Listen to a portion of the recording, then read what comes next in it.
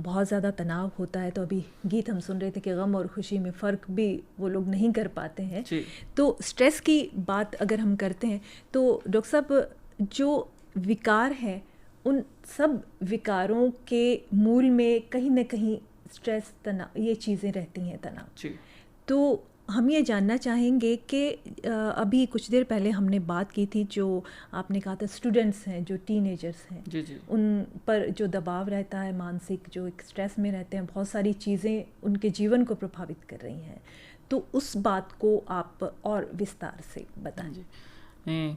देखिए, अगर हम बात करते हैं मानसिक स्वास्थ्य की, तो उसमें हमें स्ट्रेस जो है उस पर बात ज़रूर करनी चाहिए, क्योंकि मानसिक स्वास्थ्य के अंदर माइंड का काम ही ये है कि हमारी जो बॉडी है इसका उपयोग करना। और जब भी हम आगे बढ़ते हैं तो हमें किसी न किसी रूप में अवरोध आते ही है। जब हम आगे बढ़ते हैं तो मुश्किलें आती है, और वो जो मुश्किलें हैं वो मुश्किलें हमें हौसला भी देती है। जैसे ही हम उस मुश्किल से जब जूझते हैं, लड़ते हैं, उसको पार करते हैं, तो हमें हौसला मिलता है।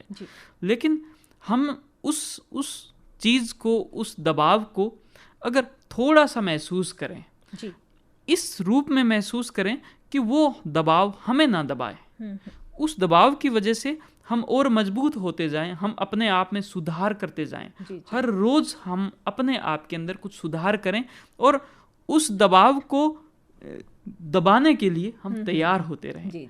तो ये जो स्ट्रेस है, ये भी एक स्ट्रेस है, क्योंकि आपके ऊपर थोड़ा सा दबाव आ रहा है कि आपको हर रोज़ जल्दी उठना है, हर रोज़ आपको पढ़ाई करनी है, हर रोज़ अपने माइंड को भी सही रखना है, हर रोज़ अपना जो भोजन है उसको सही रखना है, अपना जो नींद का टाइम है वो भी सही रखना है। अब ये सारी जो बातें हैं मैं स्टूडेंट से बोल रहा हूँ। मैं मान के चलता हूँ कि आपका ये जो शो है वो हर एक स्टूडेंट के पास में जा रहा है, कोचिंग स्टूडेंट के पास में जा रहा है। तो उस प्रक्रिया में आप बहुत अच्छे हो रहे हो।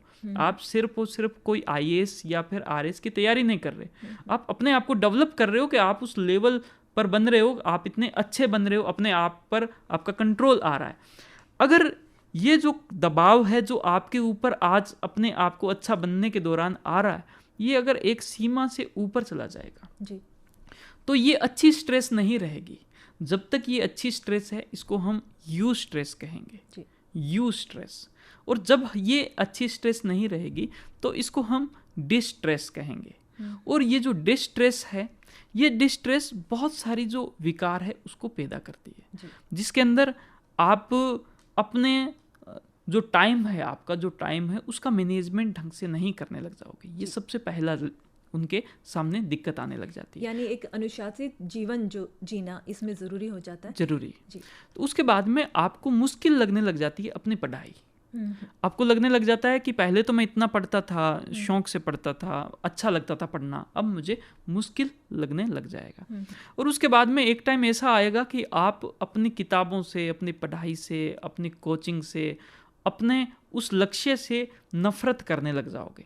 ये मैं बातें डिस्ट्रेस की कर रहा हूँ। अगर आपने स्ट्रेस को मैनेज नहीं किया, अगर आपने तो आप अगर डिस्ट्रेस में आएंगे तो उसके बाद में ये सारी जो दिक्कतें आती है, उसके बाद में जो समस्याएं हैं वो विकारों की आने लग जाती है। कि अगर आपके उसके बाद में अगर आपको डिप्रेशन की समस्या हो जाती है तो मन उदास हो जाएगा, आप बहुत सारी चीज़ों से घिर जाओगे और आप मुश्किलों के अंदर आ जाओगे।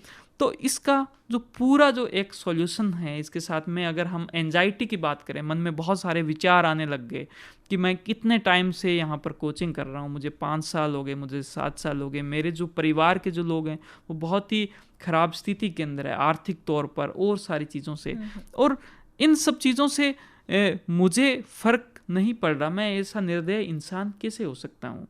एक इंसान अपने आप को गिल्ट महसूस करने लग जाता है, अपने आप को वो इसका पूरा जिम्मेदारी देने लग जाता है। और इतनी जब ओवर थिंकिंग चलती है, बहुत सारी बातें जब विचार जब दिमाग में आते हैं, तो उसके 2-3 दिन, 5 दिन, 1 हफ्ता, 2 हफ्ता जो पढ़ाई है वो ख़राब हो जाती है।